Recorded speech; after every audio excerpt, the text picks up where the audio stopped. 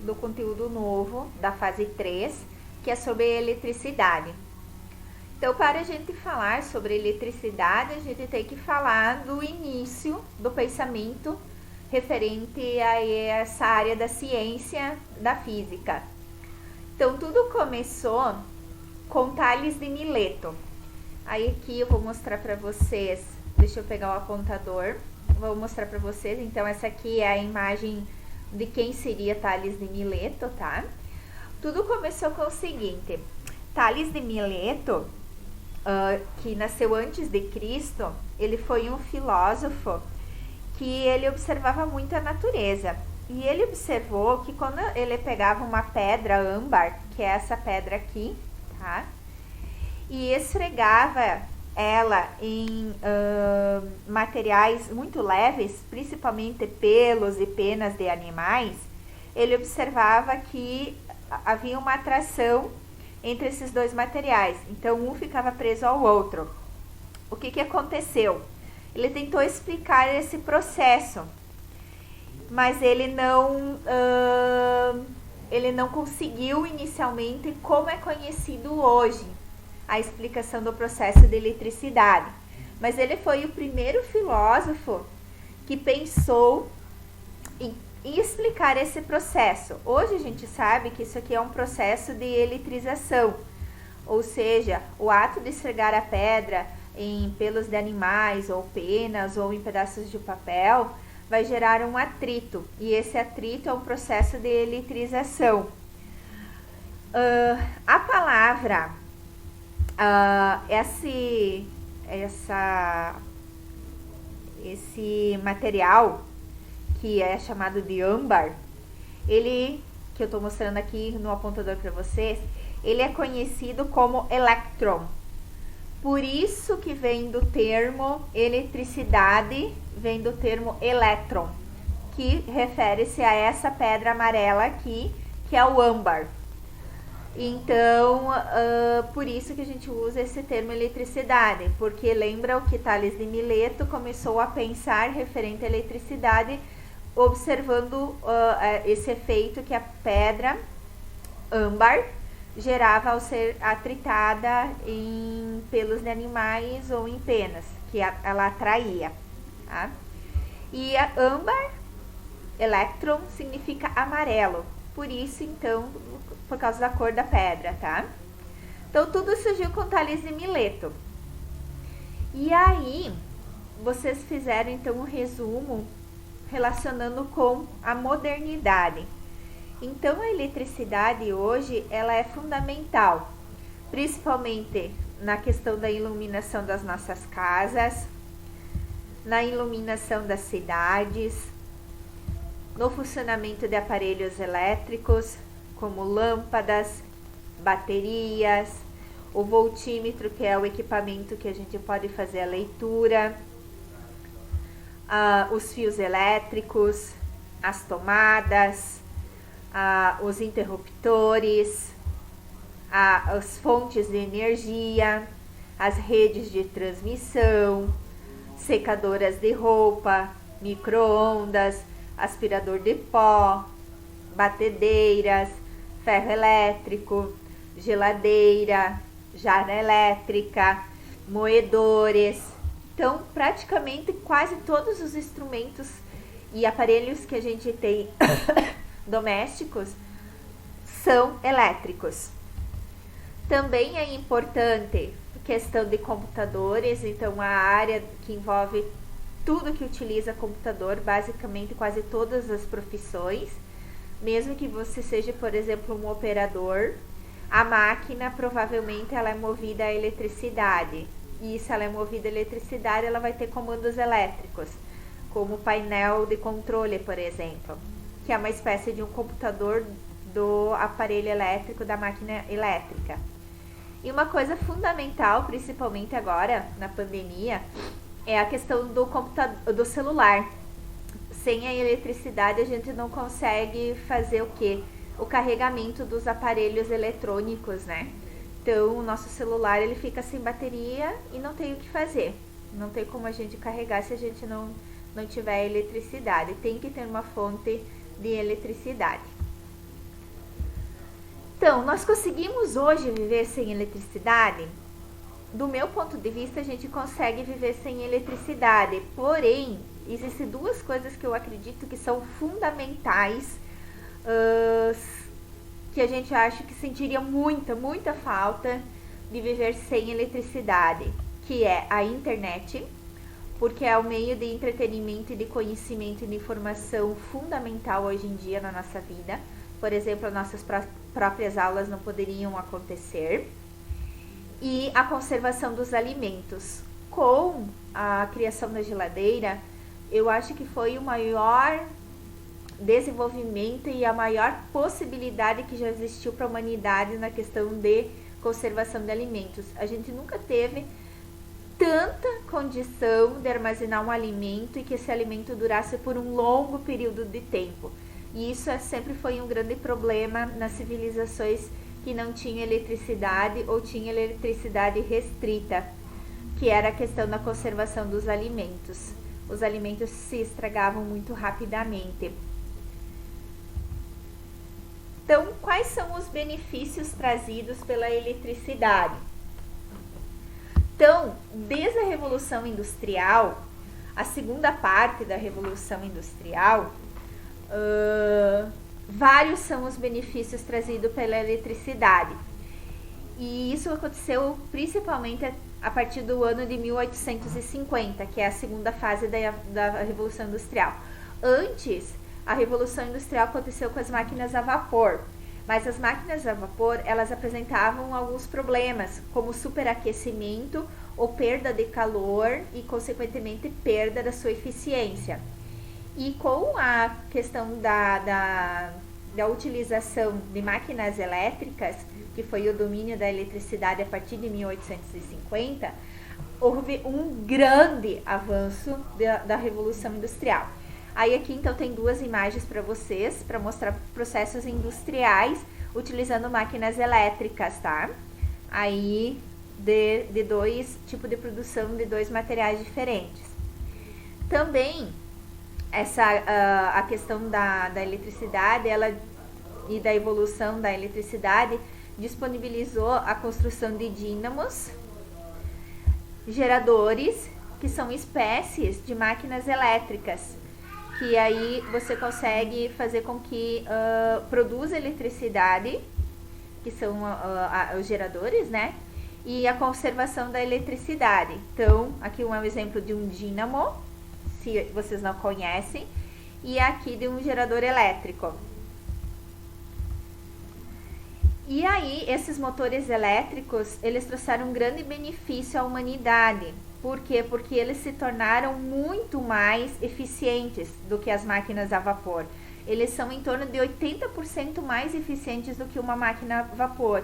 Além também da questão de saúde e ambiental, porque os motores a vapor, eles queimavam lenha então, ou carvão. E a fuligem do carvão, ela gerava grandes problemas de saúde nos trabalhadores. Então também mudou essa questão ambiental e de saúde pública. Aí, a eletricidade, ela pode ser medida por algumas grandezas físicas. Grandezas físicas são unidades de medida que a gente utiliza para medir as coisas. Na eletricidade, a gente utiliza basicamente 3 grandezas físicas, que é a tensão elétrica, a potência elétrica, a frequência elétrica e tem a quarta, que eu considero também muito importante, que é a corrente elétrica. Então, nós vamos falar um pouquinho agora de cada uma dessas grandezas físicas. Vamos começar pela tensão elétrica. Então, tensão elétrica é a grandeza física que mede a diferença de potencial elétrico entre dois pontos, chamada de DDP.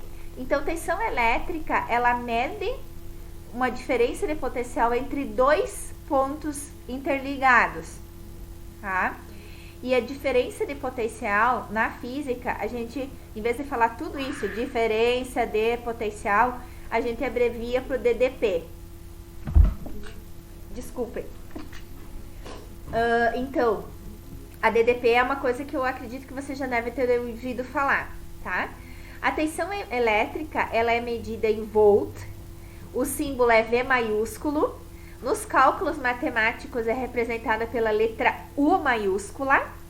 E por que recebe esse nome de volt para tensão elétrica? Então é em homenagem ao cientista Alessandro Volta, que vocês fizeram o trabalho sobre os cientistas, tá? Então é em homenagem a ele que a potência elétrica ela recebeu essa unidade de medida chamada volt. E como a gente conhece de voltagem, tá? Justamente por causa disso. Então aqui no Brasil a gente tem a voltagem 110 e a voltagem 220. Então aqui tem um mapa para vocês do nosso Brasil, mostrando quais regiões tem potência elétrica tem tensão elétrica, que é a voltagem de 220. Então, Santa Catarina, Rio Grande do Sul, e a região Nordeste, parte de Goiás, que é a região central onde tem Brasília. Nas outras regiões, nós temos uma voltagem de 110 volts. Então, quando a gente faz mudança de uma região para outra, a gente tem que ou trocar os eletrodomésticos ou utilizar um transformador da voltagem, porque senão pode acontecer alguma coisa. Mas o que será que acontece? Então, deixa eu colocar aqui para vocês a seguinte situação. Imagine o seguinte: eu tenho um liquidificador aqui em Santa Catarina, que ele é 220 volts. Eu me mudo para o Paraná, que é 110 volts. Eu ligo o meu liquidificador na tomada no Paraná. O que vai acontecer? Vai acontecer que ele vai funcionar, mas ele vai funcionar numa potência menor, ou seja, ele vai ficar mais fraquinho. Então ele não vai conseguir girar as hélices e bater o suco ou os alimentos que eu colocar dentro dele com uma eficiência que ele teria aqui em Santa Catarina. Agora imagine o contrário. Eu moro no Paraná. Então eu tenho um liquidificador de 110 volts e eu me mudo aqui para Santa Catarina. E aí eu pego o meu liquidificador de 110 volts e ligo na tomada aqui em Santa Catarina. Sinto muito informar, mas o seu aparelho será queimado. Por quê? Porque a voltagem é muito maior do que é permitida pelo equipamento. Então haverá uma sobrecarga de corrente elétrica e o teu equipamento irá queimar. Então o que eu posso fazer para isso? Posso comprar um transformador e aí ele vai transformar a eletricidade de 220 para 110 e o teu liquidificador vai funcionar. Então vamos lá. A segunda grandeza física utilizada é a potência elétrica. Então a potência elétrica, o que ela é? Ela é a rapidez com que um trabalho é realizado. Ou seja, é a maneira como a gente mede um trabalho conforme passa o tempo. Então, a unidade de medida para potência elétrica é o watt, que é o W maiúsculo, e em homenagem a quem? A James Watt, que foi outro cientista que vocês também fizeram um trabalho, a pesquisa, que ele trabalhou principalmente com máquinas a vapor, tentando otimizar o processo que eu falei para vocês de perda de calor. Então, nos casos de equipamentos elétricos, o que a potência ela mede, tá? Ela indica então a quantidade de energia elétrica que precisa ser transformada de um tipo de energia para outra. Por exemplo, chuveiro elétrico, tá? Então, eu tenho uma energia elétrica e através da potência elétrica, eu vou ter essa energia elétrica transformada em energia térmica para aquecer a água. Então, essa transformação de energia elétrica para energia térmica eu posso medir através da potência elétrica. E acontece o quê? Acontece o aquecimento. Esse aquecimento a gente chama de efeito Joule, ou efeito Joule. Tá? E aí eu pergunto para vocês, qual dos dois interruptores no nosso chuveiro possibilita o menor consumo de energia elétrica? Posição verão ou posição inverno? A posição verão, ela vai apresentar uma economia maior de eletricidade, por quê? Porque a potência elétrica do equipamento, ela vai ter um consumo menor. Então, a tensão elétrica vai ser a mesma e a passagem de corrente elétrica vai ser menor, porque a potência elétrica é menor na posição verão.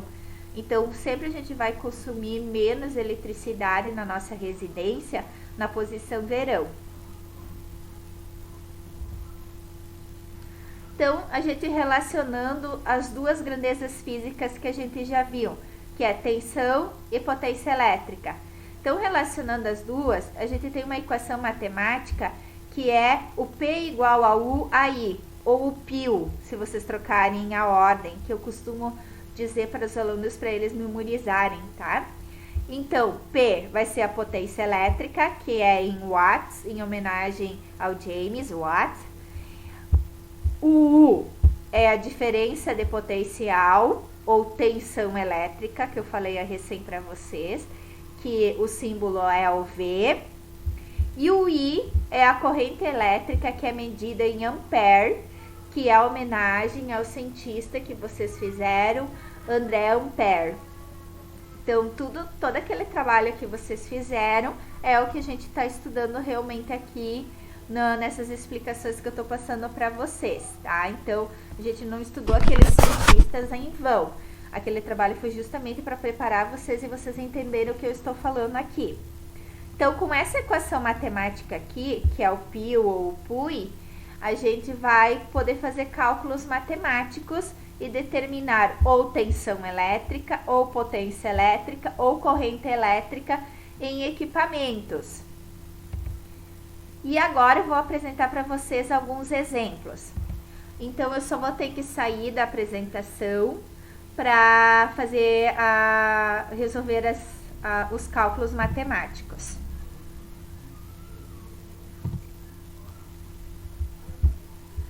Então, só um momento que eu só vou pegar as equações matemáticas.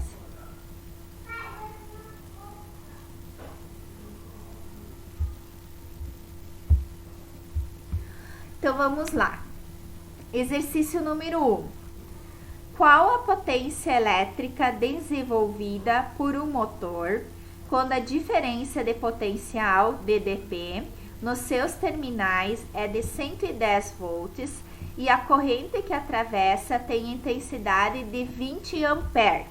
Então, vamos primeiro tirar as informações do exercício. Então, deixa eu coletar aqui as informações do exercício.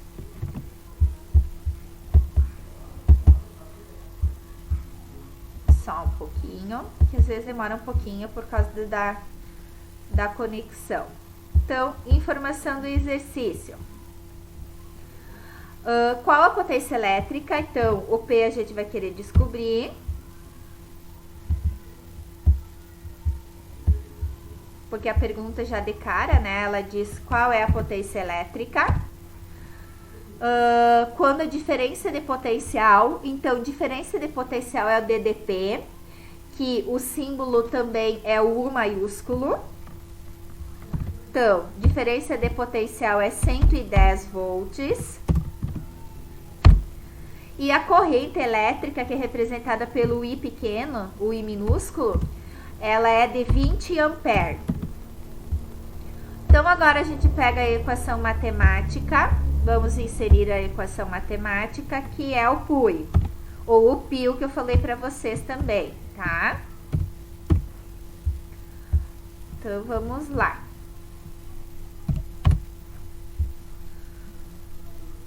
Então, a gente vai substituir. Potência elétrica a gente quer descobrir, então copiamos de novo. A diferença de potencial ou tensão elétrica é 110 volts. Vezes a minha intensidade de corrente elétrica, que é o I, que é 20. E aí a gente vai fazer essa multiplicação de 110 por 20. E aí, essa multiplicação de 110 por 20 vai ser igual a 2.200 watts. Só que normalmente nos equipamentos elétricos que a gente tem na nossa casa, nas etiquetas ou no manual de instrução, não vai estar escrito 2.200 watts. Ele vai estar escrito normalmente em kilowatts. Então, o que a gente vai fazer, tá? Então, a gente vai pegar esses 2.200 e vai fazer o seguinte, dividindo. Deixa eu só inserir o símbolo da divisão. Dividindo esses 2.200 watts por 1.000, a gente vai ter o kilowatts, que vai ser igual a 2,2 kilowatts. Por que é por 1.000? Deixa eu só colocar aqui para vocês, fazer assim, para facilitar para vocês. Por que então é dividido por 1.000? Porque o quilo, que é o K, lembra que eu já tinha explicado isso daqui para vocês lá na sala de aula presencial? Ele significa que é por 1.000. Então, a gente vai ter essa relação, o quilo por 1.000, tá? Então, esse é o exemplo número 1. Prof, é só isso, gente? É só isso, tá? Agora, o exemplo número 2. Qual a corrente que passa em uma lâmpada de 60 watts em uma cidade onde a tensão na rede elétrica é de 220 volts? Então, vamos coletar as informações do exercício. Então, as nossas informações é o seguinte, qual a corrente? Então, quero saber o I, porque é a intensidade de corrente elétrica. Beleza. Que passa numa lâmpada de 60 watts. Então, a potência da minha lâmpada é de 60 watts.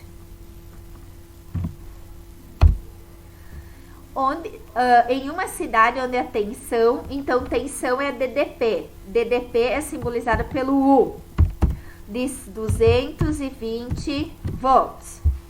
Então, agora a gente já pode fazer o cálculo matemático. Então, vamos inserir a equação. Então, ou PIU ou PUI. Só deixa eu ajeitar aqui que é o maiúsculo, porque o minúsculo é outro símbolo na física, ela tem outra utilidade. Então, agora, vamos substituir as informações. Potência eu tenho da lâmpada, então vai ser 60. Eu também tenho como informação a minha DDP, ou tensão elétrica na cidade. Então, é 220 volts. E o I é que eu quero encontrar, que é a corrente elétrica. Então, agora um detalhe bem importante é o seguinte, se nós temos uma multiplicação, nós vamos ter que passar isso aqui para o outro lado da igualdade. Então, esses 220 aqui, ele vai passar para o outro lado da igualdade, embaixo do 60, dividindo. Então, deixa eu mostrar isso para vocês, tá? Deixa eu só inserir a equação, porque eu tenho que fazer isso aqui tudo manual, aqui na equação. Então, a minha corrente elétrica, que é I, vai ser igual a quanto? Ao 60, que já está do outro lado, e o 220, que vai passar embaixo. Então, quando a gente passa do outro lado da igualdade, se está em cima, vai para baixo, se está multiplicando, vai passar dividindo. Que tem que passar fazendo ao contrário do processo, tá? E aí, o que vai acontecer? Agora, a gente pode cortar os zeros, né? Um zero de cima e um zero de baixo, e fazer a multiplicação. Essa multiplicação vai dar 0,27 ampere. Só que, normalmente, nas etiquetas, nos manuais, vocês não vão encontrar em ampere, vocês vão encontrar em miliampere. Aí, como é que a gente faz para ter esse 0,27 em miliampere? Então, a gente faz vezes 1000. Por quê? Porque o mili também significa 1000. Então, vezes 1000, eu vou ter o 0,27 vezes 1000, ele vai ser igual a... Só um pouquinho aqui para mim verificar. 270 miliampere. Então, isso daqui que é o que vocês têm normalmente nos equipamentos, tá? Miliampere. Porque é o número mais pequenininho, mais fácil de escrever nas etiquetas, ocupa pouco espaço. E quem são os profissionais que trabalham com eletricidade sabem o que significa aquilo, tá? Significa, então, que esse valor ele foi multiplicado por 1000. Ele foi feita uma transformação de unidade de medida ou uma conversão de unidade de medida. Vamos agora para o exemplo 3. Então, exemplo número 3. Quando submetida a uma tensão de 220 volts, um aparelho resistivo consome uma potência de 80 watts. Qual a corrente elétrica do aparelho? Então, é o seguinte, nós temos um aparelho elétrico que ele é resistivo, ou seja, ele tem um resistor, provavelmente um chuveiro elétrico, tá? Porque aquilo que a gente vai normalmente lá na loja comprar quando queima o chuveiro, a gente diz, eu quero comprar uma resistência elétrica para o chuveiro. Não é resistência elétrica o termo correto na física, tá? Aquelas molinhas enroladinhas lá de dentro do chuveiro, o nome correto é resistor. Então, o aparelho resistivo é um aparelho que tem um resistor, tá? Então, vamos tirar as informações do exercício. Então, vamos lá. Quando submetida a uma tensão de 220, então, a minha DDP ou tensão, que é U, é 220 volts.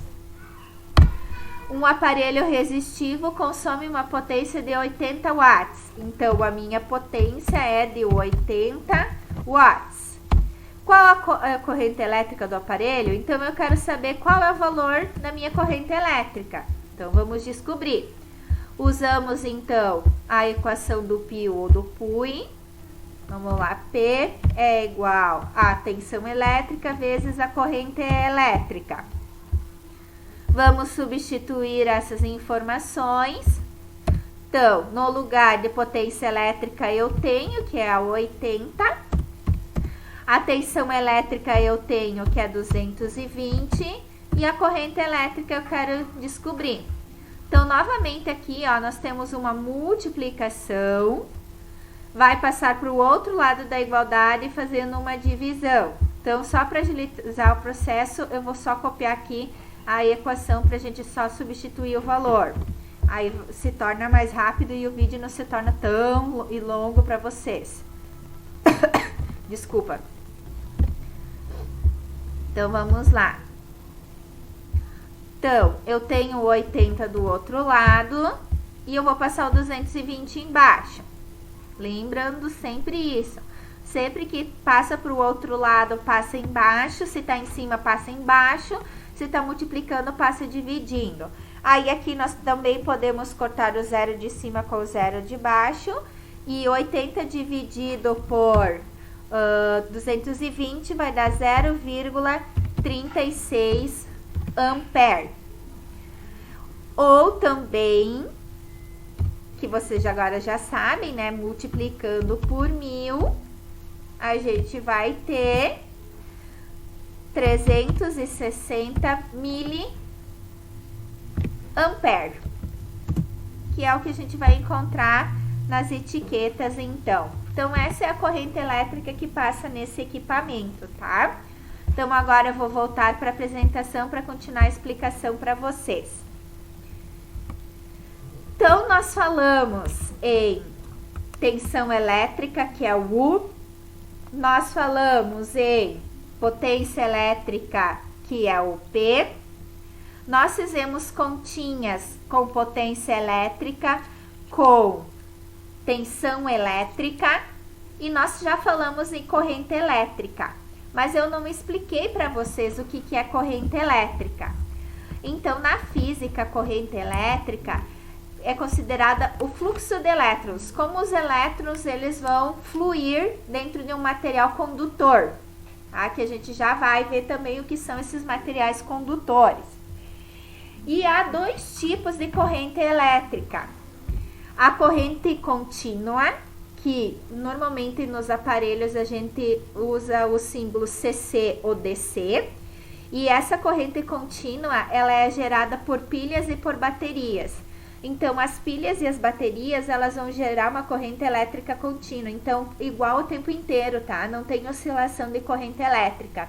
A corrente elétrica produzida por pilhas e baterias, ela é sempre a mesma. Não vai ter para cima ou para baixo. Até porque senão daí pode haver a queima da bateria ou danificação da pilha. Por exemplo, se acontecer uma sobrecarga, tá? E aí existe também a corrente alternada, que são os dois tipos, né? A corrente contínua e a corrente alternada. A corrente alternada, então, o símbolo que a gente encontra nos equipamentos é o CA ou AC.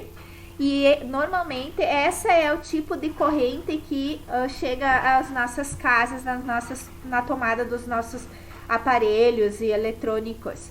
Ela é gerada então pelas usinas de produção de eletricidade.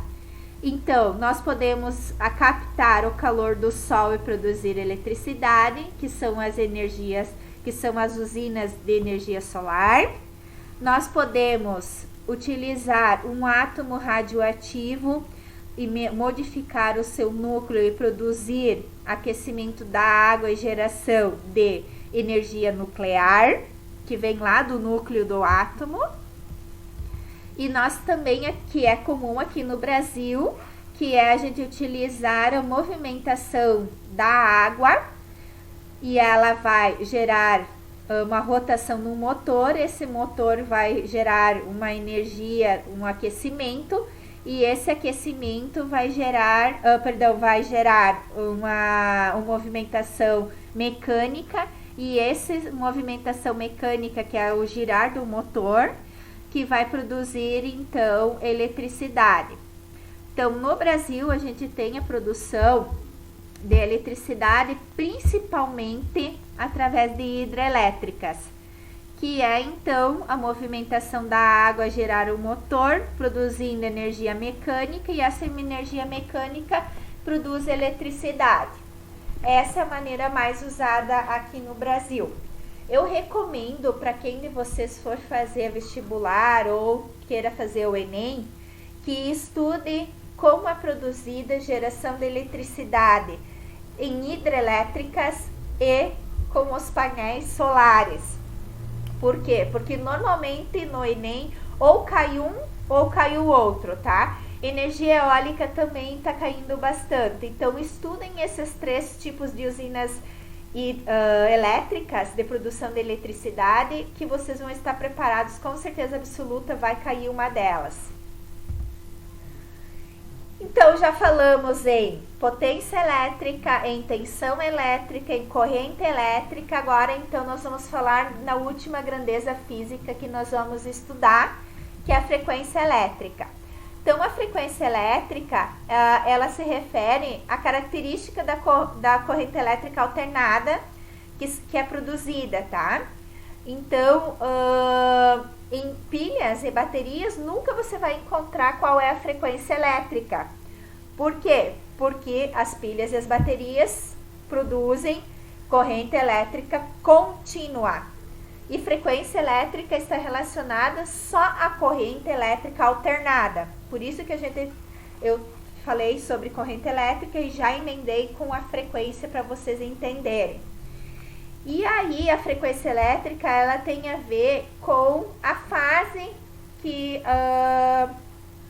é como a corrente elétrica vai e vem, que é o que a gente encontra nas tomadas das nossas residências. Então, aqui nós temos um exemplo de uma tomada, tá? Então, nessa posição aqui, a tomada, desde que os fios atrás estejam corretamente ligados, a gente vai ter nesse primeiro pino, a gente vai ter a fase, no pino de baixo a gente vai ter o terra e no outro pino a gente vai ter o neutro. Então, fase, terra e neutro, desde que os fios atrás estejam conectados corretamente, que são as cores dos fios, né? Vermelha, verde e azul.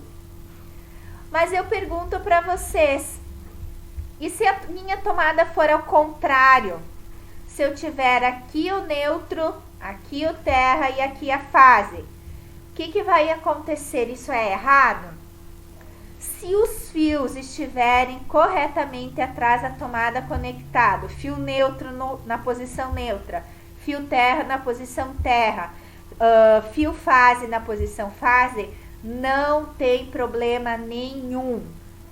Vai ser super seguro, tu vai poder utilizar, não tem problema nenhum. Então, se a tomada está nessa posição aqui ou se ela está nessa posição, não vai influenciar.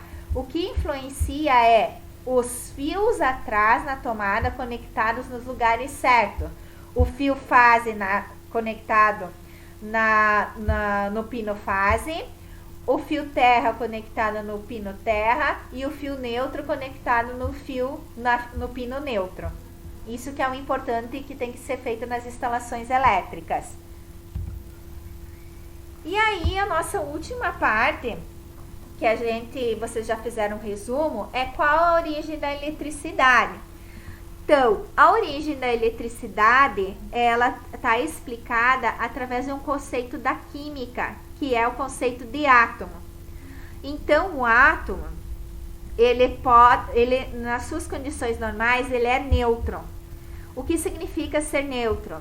Que a mesma quantidade de prótons, que é essas carguinhas positivas aqui vermelho, tem a mesma quantidade das cargas negativas. Então, nesse exemplo aqui, eu tenho 3 prótons, que são as cargas positivas, e eu tenho 3 elétrons, que são as cargas negativas. Então, mais 3 com menos 3 é igual a 0. Então, um átomo neutro. Quando que acontece a eletricidade? A eletricidade acontece quando, por exemplo, um elétron é perdido. Como assim perdido? Através de reações químicas ou reações de transferência de elétrons. Então, quando um elétron é perdido, então imagina que não tem mais esse elétron aqui. Então, ó, nós vamos ter 3 positivo e 2 negativo. Então, ocorreu um desequilíbrio. Então, agora eu tenho um excesso de positivo. Então, esse átomo se tornou elétrico positivamente, porque ele tem um excesso de positivos. Mas imagine o contrário. Vamos supor que, em vez de perder elétrons, ganhou um elétron. Então, aqui teria 4, por exemplo. 4 elétrons negativos e 3 prótons positivos. Então, agora eu tenho carga negativa a mais, porque eu tenho um elétron a mais. Aqui eu não desenhei, mas eu estou falando para vocês. Então, vai ser menos 4 com mais 3, vai ficar menos 1. Então, esse átomo aqui tem um desequilíbrio de novo, com cargas elétricas negativas. Então, esse átomo, ele sofreu o processo de eletrização e ele tornou-se eletrizado negativamente. Por quê? Porque ele tem menos a mais do que antes.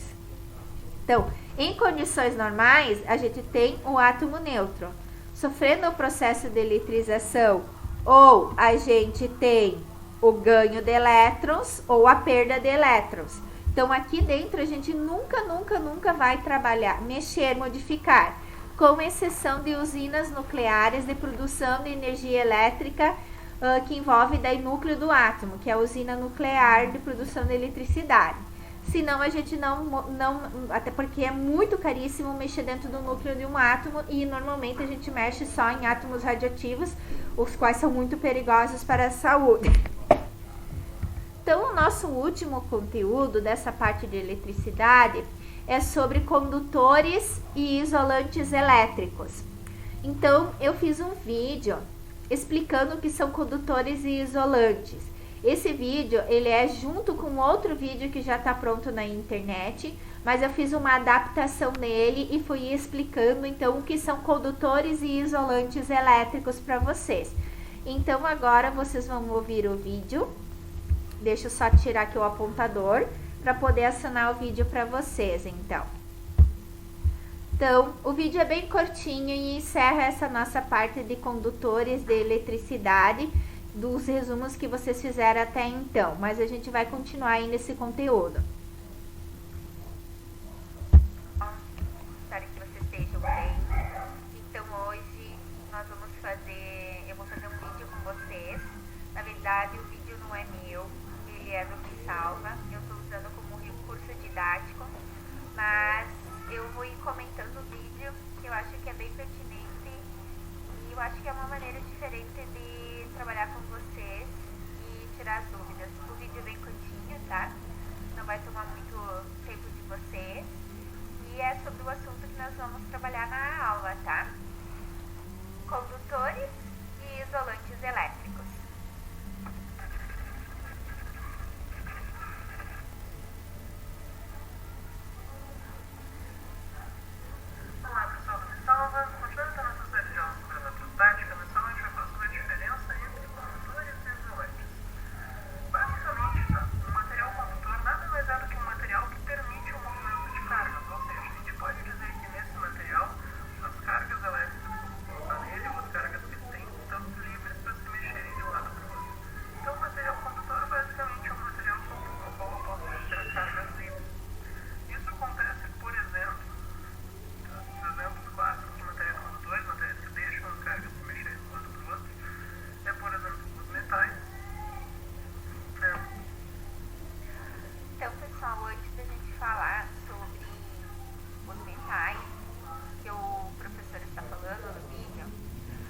São cargas elétricas livres.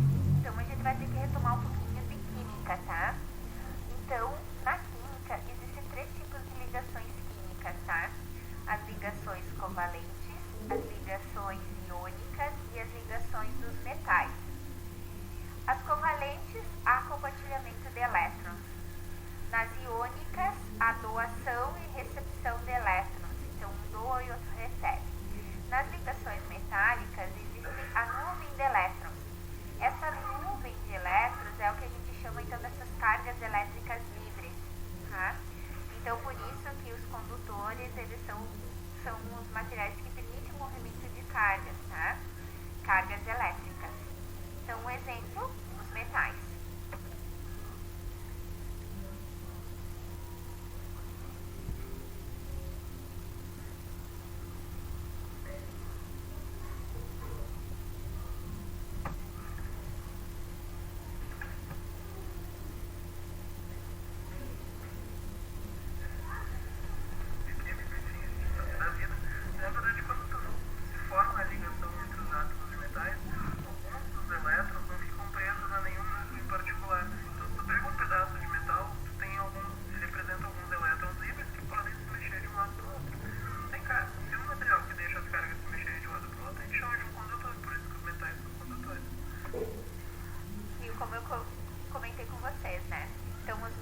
Eles têm essas cargas elétricas livres e quando então eles fazem ligações metálicas, esses elétrons não vão pertencer a nenhum núcleo e nem ao outro núcleo.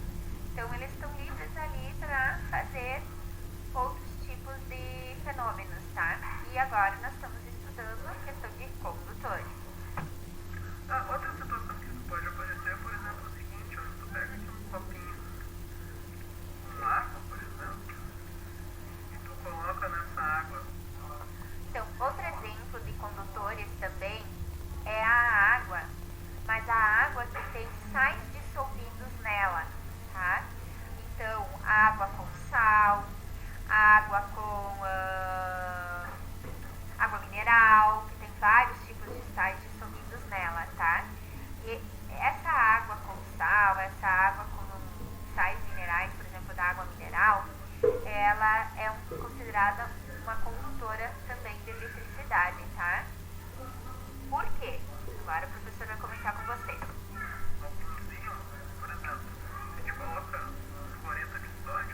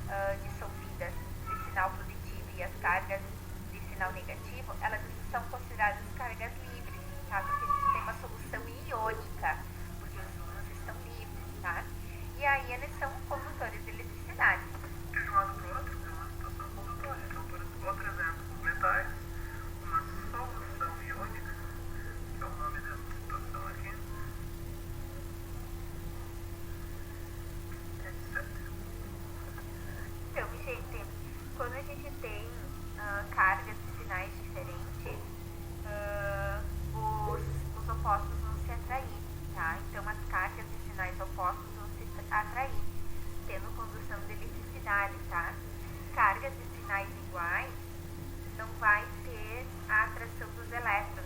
Então eles vão se repelir, então eles vão se afastar. E aí, se eles se afastarem, não tem condução de eletricidade. Então, por isso que a solução iônica, a água ali com o NaCl, ela é uma boa condutora, porque nós vamos ter cargas de sinal positivo, cargas de sinal negativo, que vão se atrair boas condutoras de eletricidade. Já um material isolante nada mais é do que o contrário. É um material que simplesmente não permite o movimento das cargas. Se elas colocar a carga nesse material, elas não podem andar de um lado para o outro. Exemplos clássicos de materiais isolantes, sei lá, borracha, papel, etc, né? Então, os condutores, eles são considerados corpos que não permitem esse movimento de cargas elétricas, tá? Por quê? Porque eles possuem elétrons, mas eles não possuem elétrons livres. Então, esses elétrons, eles não conseguem fazer esse trânsito entre um material e outro, ou dentro do próprio material, conduzindo a corrente elétrica, tá? Então, além da borracha e do papel que o professor falou, existe também o plástico, o ar seco, tá? Porque o ar úmido conduz eletricidade. Que um exemplo, por exemplo, é aquele filme Marte, em que o astronauta está criando dentro de um ambiente controlado no laboratório água, e aí, por causa do excesso de umidade, gera uma faísca. E essa faísca daí produz uma explosão, que é lá no início que ele está tentando fazer então a plantação de batatas dele, tá? Pra quem já assistiu o filme Marte. Pra quem não assistiu, recomendo então, porque é física. E o vidro também é um excelente isolante, tá? E a madeira, mas a madeira também, gente, tem que ser madeira seca, tá? Porque se a madeira estiver úmida, ela é condutora de eletricidade. Aí um exemplo que eu posso dar pra vocês é a questão dos choques elétricos que existem no interior, para evitar que os animais, por exemplo, entram em um piquete ou em outro piquete onde tem pastagem, tá? Então, nunca peguem um graveto úmido e coloquem no cercado, tá? Do choque elétrico, porque vocês vão tomar uma descarga elétrica, tá? E, claro, se vocês não ficarem aderidos à corrente, vai ser um choque, vocês vão cair. Sentados, provavelmente, tá? Mas pode acontecer de ser uma descarga maior. Normalmente, a pessoa toma um choque e é arremessada para trás. Falo por experiência própria. Tá? Mas, então, vamos ouvir o que o professor tem mais para falar sobre os isolantes, tá? E eu vou comentando. Uma diferença, um jeito talvez de ver a diferença de condutores isolantes é o seguinte: se tu pega um material condutor, por exemplo, tem aqui uma bolinha de metal, e eu coloco alguns elétrons aqui nesse metal. Então, gente, todo material tem elétrons, tá? Porque todo material é constituído de átomos. Todos os átomos possuem elétrons, tá? Só para contextualizar. Eu espero um tempo que vai acontecer o seguinte: esses elétrons, todos eles têm cargas negativas, eles estão se repelindo, eles não querem ficar montados nesses lugares. Eles vão se empurrar para longe uns dos outros. Como o material é condutor, isso significa que deixa esses elétrons andarem de um lado para o outro, eles conseguem se empurrar para longe, daqui a pouco eles vão estar mais afastados do que eles conseguiram se empurrar, ou seja, na superfície interna. Se eu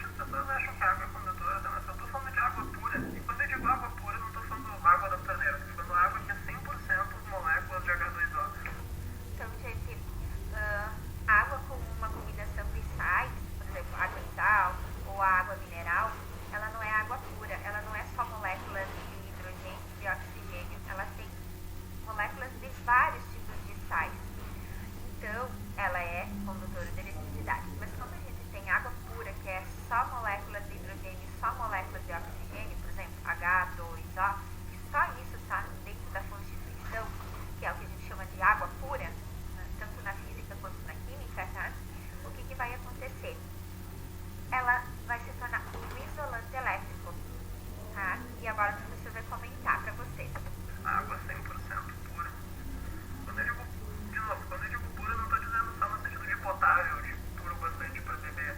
Porque, por exemplo, comprar água mineral, se tu for olhar na composição dela, tu não tem realmente só água ali dentro. Tu vai ter alguns íons, tu tem sódio, cálcio, enfim, tu tem alguma coisa ali naquela água. Se tu tem água 100% pura, só moléculas de H2O, a molécula de água a gente não tem cargas livres para se mexerem de um lado para o outro. Ela é isolante, ela não é um condutor. O que acontece é que a água do dia a dia normalmente apresenta sais dissolvidos, como essa situação aqui, o que faz com que ela se torne condutora. Por isso que a água, enfim, a água do torneiro, enfim, até conduz, tem certas propriedades condutoras, mas a água 100% pura seria isolante. Não existem só essas classificações, tá? Os materiais não podem ser só condutores ou isolantes. Então, a água pura, ela é um isolante elétrico, tá? Porque ela não tem essas cargas elétricas livres para fazer a passagem de corrente elétrica. E agora o professor vai comentar para vocês que não existe só os condutores e isolantes, tá? Existem outras duas classes que não é o que a gente trabalha no ensino médio, mas eu achei importante que o professor comentasse com vocês, porque no resumo que eu enviei para vocês vão ter uma partezinha que fala sobre os semicondutores. E eu acho bem pertinente, porque agora que a gente está vivendo tudo que está acontecendo, a gente está usando muito tecnologia. E tanto a televisão, o rádio, o celular, o notebook, uma caixa, por exemplo, amplificadora de som, o computador de mesa, ele tem esses materiais que o professor vai falar agora. Existem algumas outras categorias. Por exemplo, existem os chamados semicondutores, que nada mais são do que materiais que, a princípio, são isolantes, mas com um pouco de energia tu já consegue soltar elétrons e tornar eles condutores. Existem também os chamados supercondutores.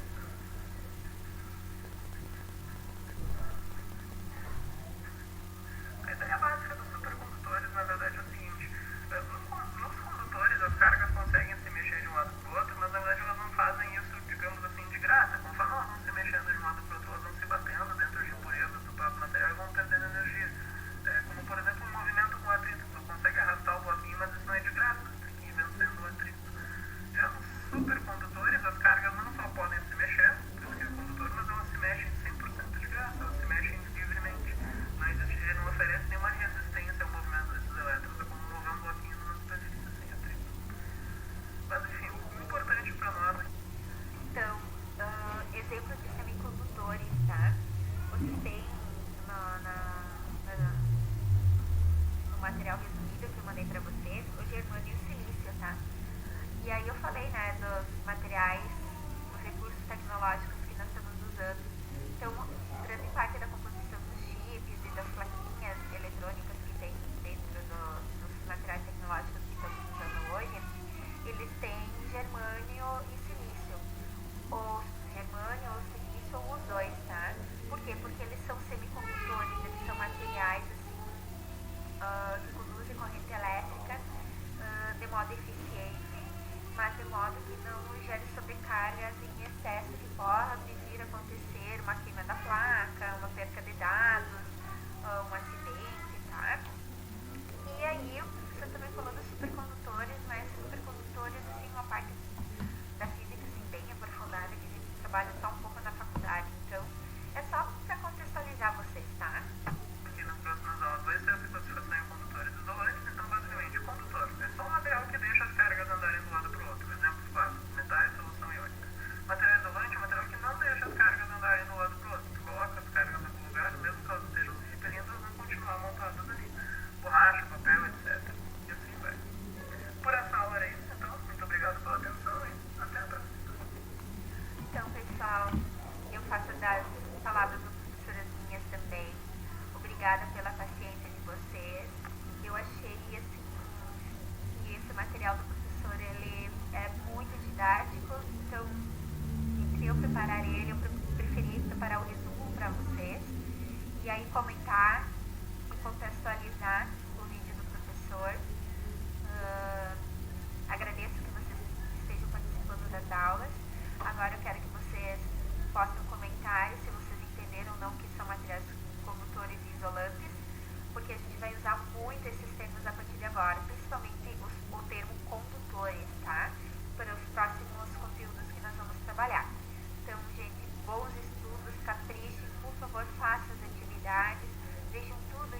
se dediquem, tá? A gente está se dedicando bastante e quer da parte de vocês também. Obrigada.